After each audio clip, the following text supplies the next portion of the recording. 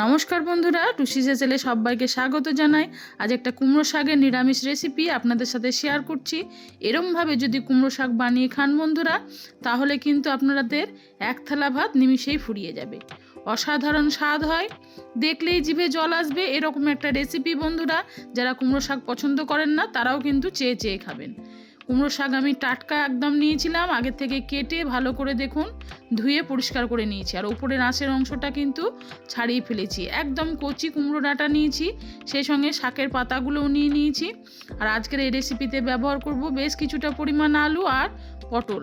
আলু আর পটলটাকে ডুমো ডুমো করে কেটে নিয়েছি। এখানে 4 পিস আলু আর 4 পিস পটল নিয়েছি। মশলার মধ্যে লাগবে দেখুন বেশ কিছুটা তিল। এখানে চা চামচের আমি 4 চামচ মতো তিল আগে থেকে একটু ভালো করে ভিজিয়ে রেখেছিলাম জলে। আর নিয়েছি ঝালের জন্য বেশ কয়েকটা কাঁচা লঙ্কা, দিয়ে দিচ্ছি 2 ইঞ্চি মতো আদা, আর সেই সঙ্গে দিয়ে দিচ্ছি 1 চামচ মতো পোস্ত। একটা মিহি পেস্ট বানিয়ে নিতে হবে।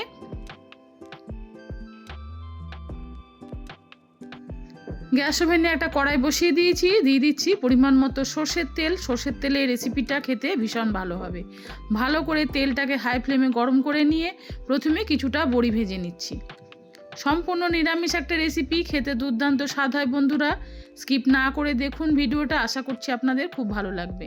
আর যদি আমার চ্যানেলে নতুন এসে থাকেন তাহলে সেই সব বন্ধুদের কাছে অনুরোধ রইল আমার চ্যানেলটিকে সাবস্ক্রাইব করে আমার পাশে থাকার।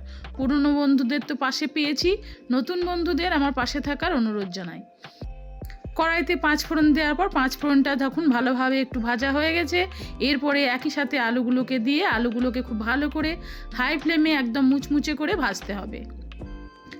2-3 মিনিট আলুটাকে খুব ভালো করে ভেজে নিয়েছি দেখুন। এরপরে দিয়ে দিচ্ছি কেটে রাখা পটলগুলো। আপনারা চাইলে এর মধ্যে অন্যান্য সবজিও ব্যবহার করতে পারেন বন্ধুরা, তবে আজকের রেসিপিটা আমি আলু পটল আর বড়ি দিয়ে বানিয়েছি, দুর্দান্ত স্বাদ হয়েছে। ভালো করে পটলগুলোকে এবার একই সাথে আলুর সঙ্গে ভেজে নিতে হবে। 2-3 মিনিট ধরে হাই ফ্লেমে পটল আলুটাকে আমি ভেজে নিয়েছি। আর পটল আলুর মধ্যে একটু কালারটাও হালকা মতো চেঞ্জ হয়ে গেছে। এই সময় কুমড়োর ডাঁটাগুলোকে দিয়ে দিচ্ছি, পাতাগুলো একটু পরে ব্যবহার করব। একদম কচি ডাঁটা আলাদা করে সেদ্ধ করার কোনো প্রয়োজন নেই, সেই জন্য একই সাথে তেলের মধ্যে দিয়ে ডাঁটাগুলোকে একটু ভালো করে ভেজে নিতে হবে। গ্যাসে ফ্লেম হাই রেখেই ডাঁটা আলু পটলটাকে আরও একবার খুব ভালো করে দেখো নাড়িয়ে দিয়েছি। এরপরে বাকি গুঁড়ো মশলাগুলো দিয়ে দিচ্ছি পরিমাণ মতো হলুদ গুঁড়ো।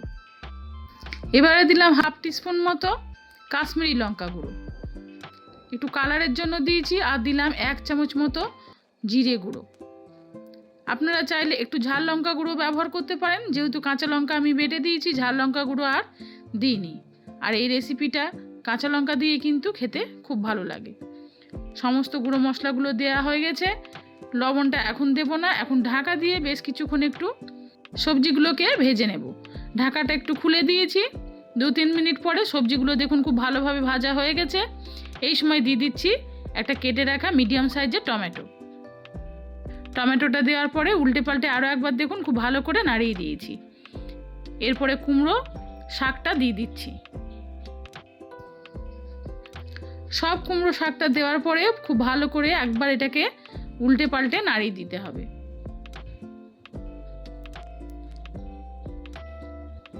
একবার একটু উল্টে পাল্টে নাড়িয়ে দেওয়ার পরে শাকের মধ্যে একটু লবণ দিলে শাকটা কিন্তু অনেকটাই কমে আসবে আর শাক থেকে কিন্তু জল ছাড়তে শুরু করবে।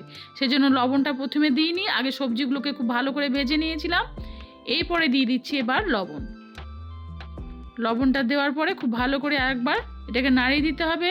আর লবণটা দেওয়ার সঙ্গে সঙ্গে কিছুটা পরিমাণে একটু চিনিও দিয়ে দিয়েছি, যেহেতু নিরামিষ রেসিপি আর কুমড়ো শাকের রেসিপিতে চিনি দিলে খেতে বেশ ভালো লাগে। তারপরে খুব ভালো করে সমস্ত সবজিটাকে একটু উল্টে পাল্টে নাড়িয়ে দিতে হবে। আর যেহেতু এবার লবণ দিয়েছি, এই কুমড়ো শাকের পাতা থেকে কিন্তু জল ছাড়তে শুরু করবে, আর এই জলেই কিন্তু সবজিটা সেদ্ধ হয়ে যাবে। 2-3 মিনিট একটু উল্টে পাল্টে দেখুন নাড়িয়ে দিয়েছি সবজিটাকে। আর আস্তে আস্তে কিন্তু কুমড়ো শাকের পাতাগুলো বেশ নরম হয়ে গেছে।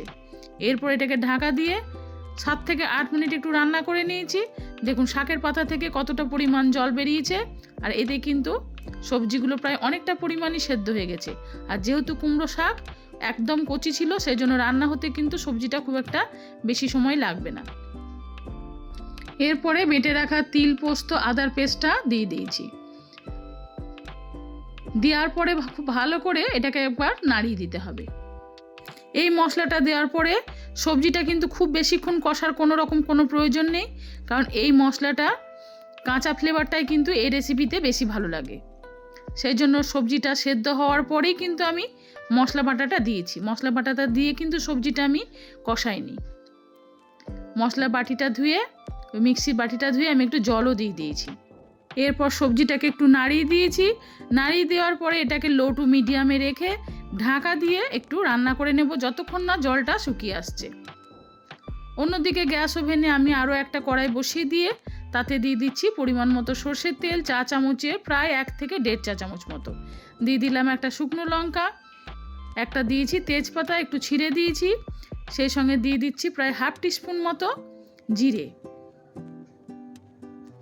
ভালো করে ফোড়নটাকে এবার ভাজতে হবে। জিরেটা যেন একটু পোড়া পোড়াভাবে ভাজা যায় সেরকমভাবে ভাজতে হবে, যেন একটা স্ট্রং ফ্লেভার এই ফোড়নটা থেকে আসে, সেরকমভাবে জিরেটাকে কিন্তু ভাজতে হবে। 1 মিনিট ধরে আমি জিরেটাকে দেখুন খুব ভালো করে ভেজে নিয়েছি। জিরে আর লঙ্কার কালারটা কিন্তু বেশ চেঞ্জ হয়ে গেছে। এরপরে ফোড়নটাকে নামিয়ে রান্নার মধ্যে এবার দিয়ে দেব। আর এই ফোড়নটা দিলে এই রান্নার স্বাদ বহুমাত্রায় বেড়ে যাবে। অসাধারণ স্বাদ হবে এই রান্নার। একদিন এই পদ্ধতিতে কুমড়ো শাক বানিয়ে খেয়ে দেখুন, আশা করছি আপনাদের ভীষণ ভালো লাগবে। ফোড়নটা দেওয়ার পরে একই সাথে ভেজে রাখা বড়িগুলোকে আমি একটু ভেঙে দিয়ে দিয়েছি। তারপর ভালো করে কুমড়ো শাকটাকে একবার নাড়িয়ে দিতে হবে। আর জলটা দেখুন অনেকটা পরিমাণে শুকনো হয়ে গেছে। এর থেকে কিন্তু বেশি শুকনো আর সবজিটা করব না, যেন একটু মাখো মাখো থাকে, তাহলে কিন্তু ভাত দিয়ে মাখিয়ে খেতে খুব ভালো লাগবে।